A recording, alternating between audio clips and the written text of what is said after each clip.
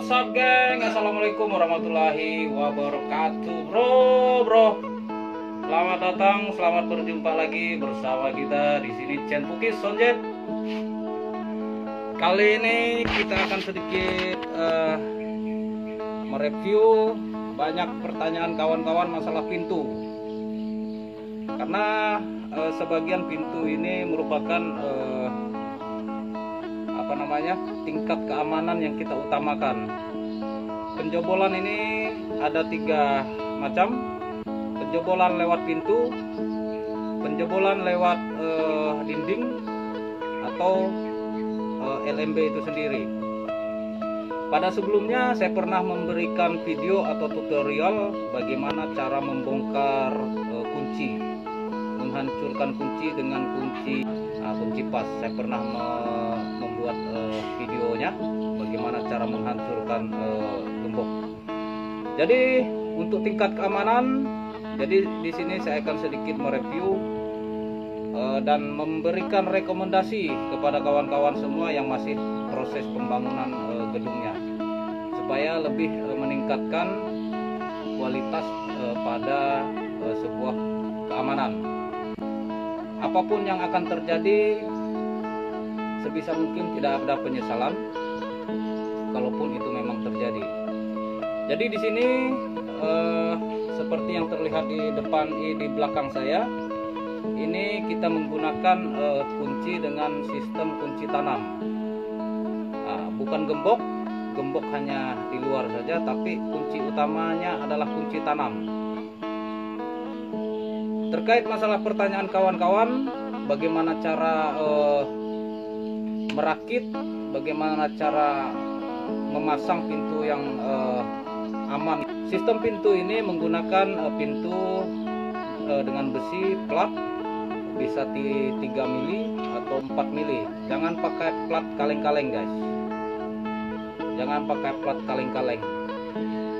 Pakailah plat yang 3 mili atau 4 mili atau bahkan lebih daripada itu lebih bagus, asalkan bisa ngangkat.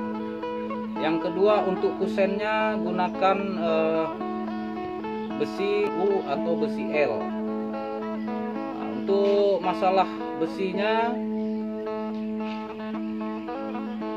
tergantung ketebalannya yang kawan inginkan, masalah untuk kusennya. Oke guys, langsung kita naik ke cara perakitan. Jadi di sini guys, terlihat ini adalah besi L. Yang menurut saya kemarin harapannya L-nya ini lebih lebar, tapi seukuran kusen balok yang di belakang ini. Tapi yang ada hanya lebar 5 cm kiri kanan. Jadi sebelumnya ini menggunakan rangka kayu, yang kusen kayu. Besi L ini hanya kita tempel. Tapi kita tempel bukan berarti tidak ada kekuatan, tidak ada nilai kekuatan. Sangat ada sekali, karena kita menggunakan sistem baut. Bautnya tembus guys. Tembus pakai blit dulu. Dari baut ini kita bor tembus.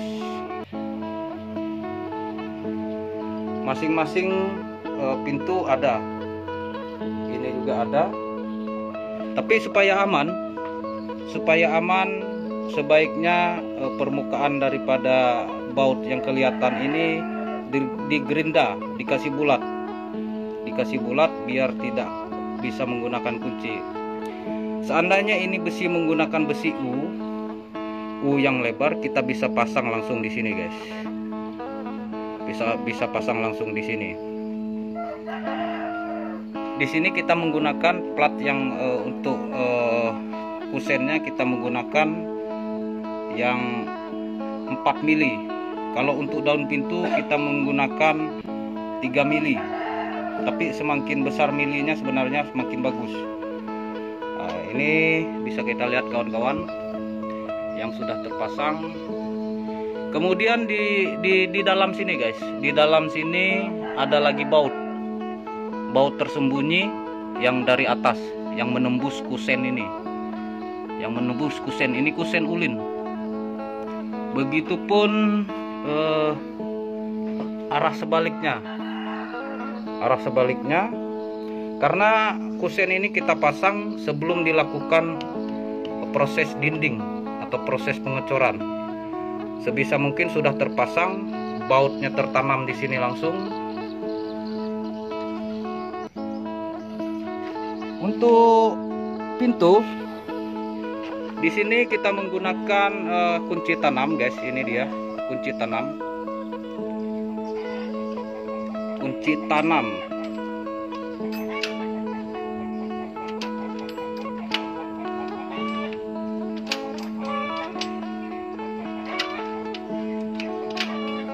Nah, di sini kita menggunakan perumahan untuk penahan daripada kunci ini. Ini besi L. Kemudian ini dibaut lagi menggunakan baut 6 mili, 6 mili, ukuran 6. Dan plat yang kita pakai ada plat 3 mili. Usahakan sistem las itu bagian dalam, bro. Usahakan bagian dalam. Kemudian rangka. Sebenarnya ini lebih bagus lagi kalau di double platnya. Plat di luar, plat di bagian dalam seperti ini guys. Kebetulan platnya habis karena belinya terbatas. Untuk proses kunci tanam ini sangat efektif selama ini yang kita terapkan. Tapi betul-betul dalam proses pengerjaan ini diukur bagus-bagus guys.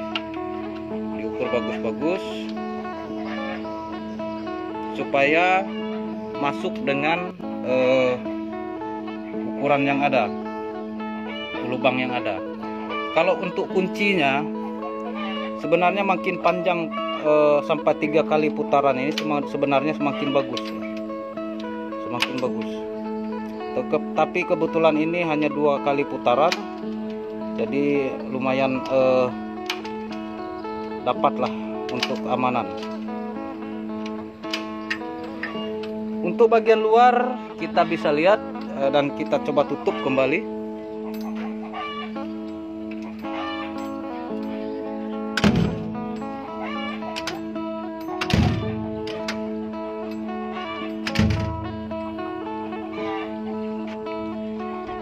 Untuk proses engselnya rata-rata semua pengelas sebenarnya sudah tahu, gunakan plat atau engsel yang terbuat dari besi yang berkualitas, karena kuncinya juga di sini. Kalau engselnya bermasalah orang bisa cungkil.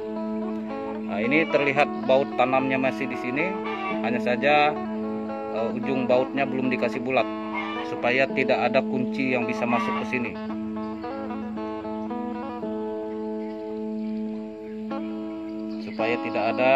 Kunci yang bisa masuk situ. Kemudian untuk kunci tanamnya dibuat seperti ini guys.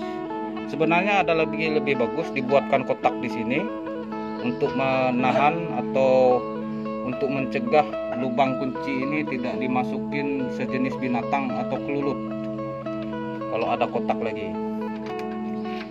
Dari ini bisa kita menggunakan gembok yang pada umumnya, tapi pada inti kunci utamanya adalah terletak pada kunci tanam ini guys. Rata-rata kunci gembok sangat mudah dijebol, apalagi terlihat dari luar. Kalau tidak percaya boleh cek di Facebook saya, bagaimana cara saya membuka atau merusak gembok dengan mudah. Saya pernah share dulu cara tutorial cara merusak gembok. Kalau dengan begini kira-kira apa yang ada di benak kawan-kawan? Karena selama ini yang kita buat kunci tanam seperti ini pernah kejadian kuncinya hilang, kunci yang ada ini tidak bisa dirusak. Apa yang terjadi? Kita bongkar pakai oksigen. Itu alternatif terakhir, bongkar pakai oksigen. Sebenarnya dari penggunaan kunci ini kita menggunakan dua.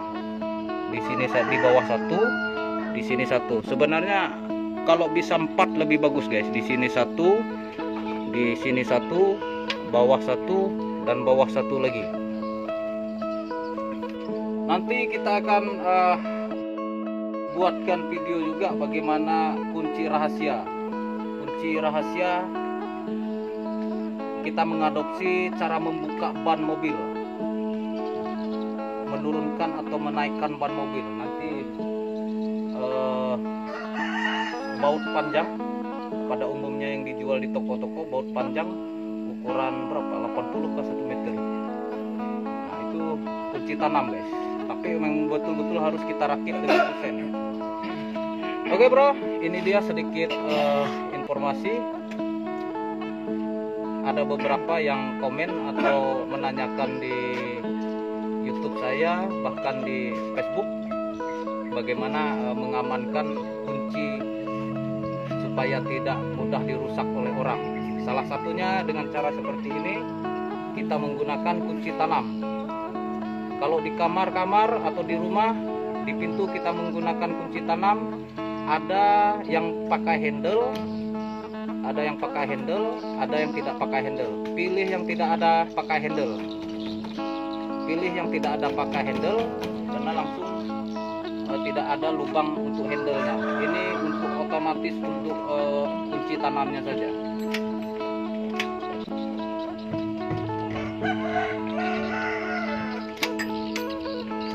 Sebenarnya kalau di sini juga kita mau penuhin dengan gembok juga tidak masalah ya. Di area luar ini di kayak apa namanya, aksesoris juga tidak apa-apa kalau kita mau penuhin gembok di sini. Tapi yang jelas gunakan plat berkualitas, jangan plat kaleng-kaleng. Gunakan paling rendah plat ukuran 3 mili. Di atas itu lebih bagus lagi. 4 sampai 6 mili lebih bagus lagi. Kemudian untuk kusennya gunakan besi ukuran H atau L. Pakai besi H atau L yang memiliki diameter agak lebar.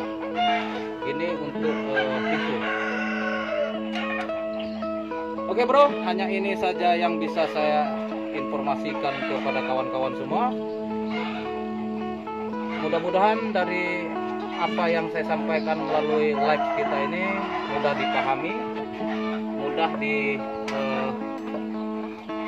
diterapkan kembali kepada bangunan. Oh ya, sebelum saya akhiri guys, saya sedikit memberikan informasi. Banyak saya menemukan bahwa pintu ini kadang dirakit terakhir. Kadang dirakit terakhir hanya mengandalkan paku yang dipaku ke kusen kayu. Menurut saya tidak ada efektifnya, tidak ada gunanya. Kalaupun kita menghancurkan paku, pakai linggis saja sudah selesai. Ada yang menggunakan. Tapi kalau bisa pakai baut, kemudian ada baut sembunyinya di sini. Usahakan pemasangan pintu ini pada proses bangunan baru sebelum dinding terpasang. Pintu harus terpasang dulu supaya dalam proses pengeboran atau pembuatan stik penahan kusennya itu bisa tertanam langsung, bukan sekedar nempel. Oke bro, terima kasih. Hanya ini yang bisa saya sampaikan. Dan ayamnya juga sudah mengomel-ngomel, mungkin tidak terima dengan ocehan saya ayamnya. Jadi alhamdulillah progres kita untuk 812 ini terakhir pengecoran penahan dari jatuhnya air di ujung atap. Ini bangunan 8x12 3 lantai. Nah, ini rencananya kolamnya akan dibesarin untuk pelihara ikan. Tapi yang kita cor ini adalah supaya kalau terjadi hujan di ujung atap tidak merusak tanah yang bagian dasar supaya tidak longsor. Semuanya kita semen keliling. Nah, bisa dilihat semuanya kita semen keliling. Ini salah satu bangunan yang kita konsep dari awal, konsep dari nol. Kawan-kawan bisa lihat ujung atapnya tidak berlebihan, ventilasi secukupnya karena ini mengingat area sawah yang punya daya lembab agak tinggi dan daya angin yang agak lumayan kuat. Terima kasih bro. Ini sedikit review tentang tentang pintu bangunan, bagaimana kita mencegah hal-hal yang negatif supaya tidak terjadi, yaitu pembobolan lewat pintu, pembobolan lewat dinding, pembobolan lewat LMB. Itu yang coba kita pelajari selama ini. Lahirlah konsep pintu yang seperti ini. Kurang dan lebihnya saya mohon maaf. Saya akhiri. Assalamualaikum warahmatullahi wabarakatuh. Sukses untuk semua kawan-kawan. Tentunya sehat bersama keluarga tercinta. Salam cerdas, salam waras bersama Sonjet.